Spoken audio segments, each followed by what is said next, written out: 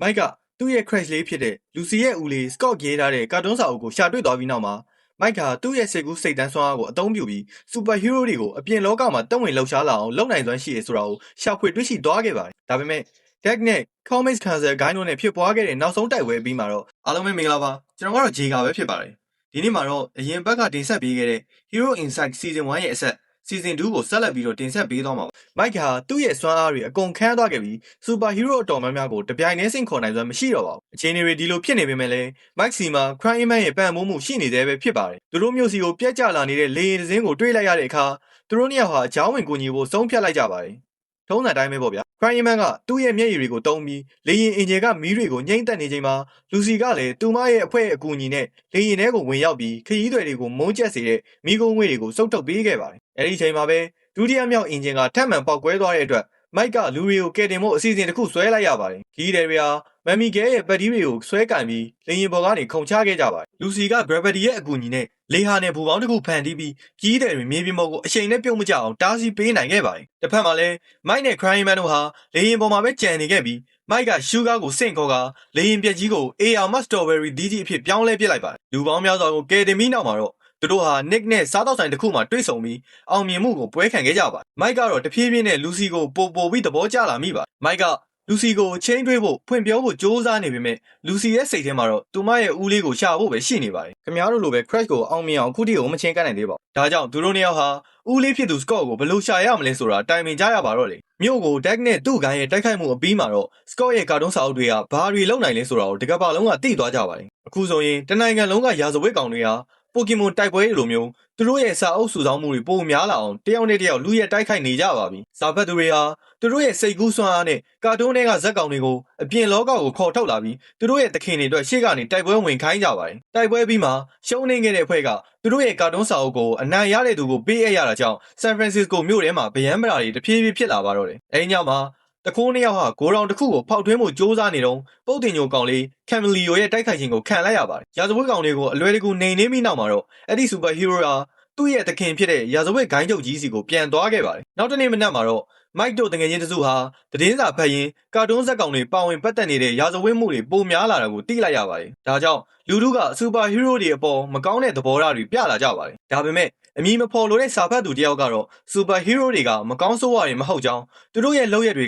ကသူတို့ကိုထိန်းချုပ်တဲ့သူတွေရဲ့စိတ်ဓာတ်ပေါ်မှာပဲမူတည်ကြောင်းအင်တာဗျူးမှာကာကွယ်ပြောဆိုသွားခဲ့ပါတယ်။ဒါကိုသိပေမဲ့လည်းရဲတပ်ဖွဲ့ကတော့ဒီစာအုပ်တွေရာဇဝတ်ကောင်တွေလက်ထဲရောက်သွားမှာကိုစိုးရိမ်တာကြောင့်ဒီစာအုပ်တွေကိုလက်နက်အစစ်မှန်တွေလို့တတ်မှတ်လိုက်ပြီးကင်ဆောင်ထားသူတွေကိုဖမ်းဆီးတော့မှာပဲဖြစ်ပါတယ်။အဲဒီနေ့မှာပဲမိုက်တို့အတန်းတွေကိုဘော့ဘလို့ခေါ်တဲ့တိတ်ပံဆရာအစ်ရောက်လာပြီးစိတ်ကူးစိတ်တန်းတွေကအုံနောက်ထဲမှာဘလို့အလုပ်လုပ်တယ်လဲဆိုတဲ့အကြောင်းကိုတင်ကြားနေခဲ့ပါတယ်။ညနေဆောင်မှာတော့တငယ်ချင်း၃ယောက်ဟာမြို့ထဲကိုထွက်လာပြီးကာတွန်းစာအုပ်တုံးပြီးပြစ်မှုတွေကျူးလွန်နေတဲ့သူတွေကိုလိုက်ရှာကြပါတယ်။သူတို့ရဲ့ရည်ရွယ်ချက်ကတော့ရဲတွေရှေ့မှာစူပါဟီးရိုးတွေရဲ့ဂုဏ်သိက္ခာကိုပြန်အဖက်ဆယ်ဖို့ပဲဖြစ်ပါတယ်။လမ်းကြားတစ်ခုထဲမှာထိုနီထူးထုံးနဲ့သူ့သားတွေကလူနှစ်ယောက်ကိုတိုက်ခိုက်နေတာကိုတွေ့လိုက်ရတဲ့အခါမိုက်ကဂျောင်းဝင်တားဆီးဖို့ဆုံးဖြတ်လိုက်ပါတယ်။ဂိုင်းချုပ်ကြီးတိုနီကကမ်မလီယိုကိုဆင့်ခေါ်ပြီးတိုက်ခိုက်ခိုင်းတဲ့အတွက်လူစီမှာဒဏ်ရာရသွားခဲ့ပါသူ့ရဲ့ crash လေးဒဏ်ရာရသွားတာကိုမြင်တော့မိုက်က Black Knight ကိုဆင့်ခေါ်လိုက်ပေမဲ့ကမ်မလီယိုကတော့ကိုပြောက်နိုင်တဲ့စွမ်းအားနဲ့တိုက်ခိုက်မှုတွေကိုရှောင်တိန်နေပါ Black Knight တယောက်တည်းမနိုင်ဘူးဆိုတာကိုသိသွားတဲ့အခါမှာလူစီကလက်ကြီးနဲ့ဂျင်ဆင်မန်ကိုထပ်မံဆင့်ခေါ်လိုက်ပေမဲ့ကမ်မလီယိုကတော့လွတ်မြောက်သွားရုံနဲ့မက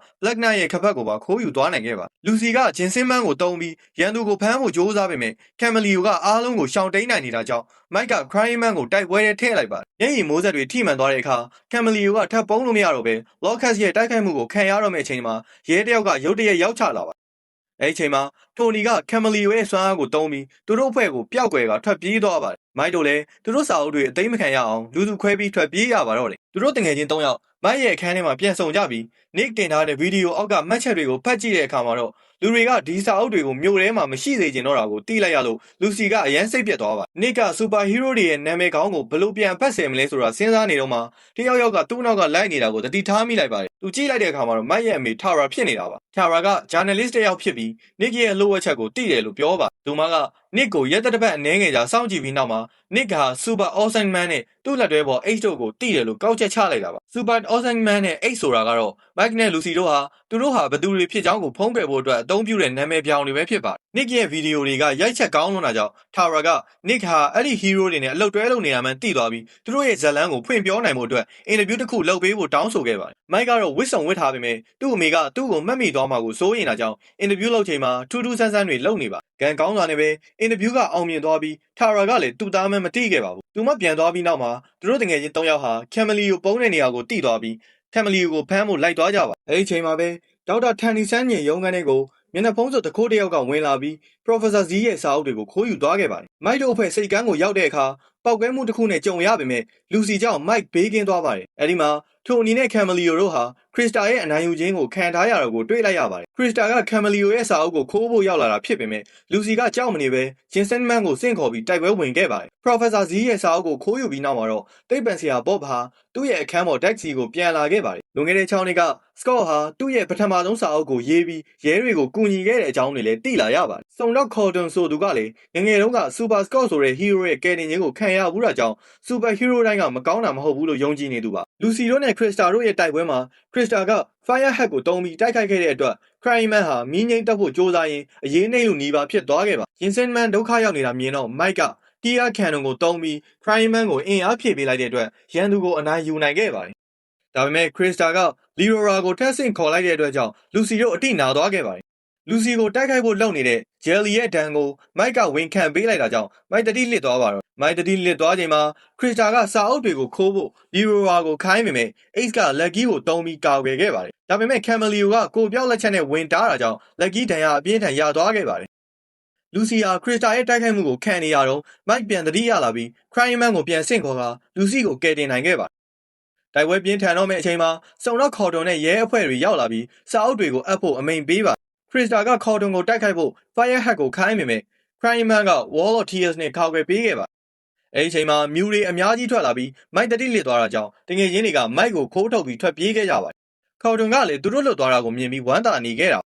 အိမ်ရောက်မှသူတို့သိလိုက်ရတာက Wall of Tears ဆိုတာမိုက်ကိုယ်တိုင်ဖန်တီးလိုက်တဲ့စွမ်းအားအသစ်ဖြစ်ပြီးမူရင်းစာအုပ်ထဲမှာတော့မပါဝင်နေဘူးဆိုတာပါပဲခရစ္စတာကသူမခိုးလာခဲ့တဲ့စာအုပ်တွေကိုသူမရဲ့ဆရာ Super Scott စီပေးလိုက်ပါအဲ့ဒီထဲမှာ Pillman စာအုပ်လည်းပါဝင်ပြီးအဲ့ဒါက Seven Freak စာအုပ်စုတွေကတအုပ်ဖြစ်ပါဗီလန်ရဲ့ရည်ရွယ်ချက်ကတော့ Scott ကိုပြန်ခေါ်လာနိုင်မှုအတွက်အဲ့ဒီစုဆောင်းမှုတွေကကြံတဲ့စာအုပ်9အုပ်ကို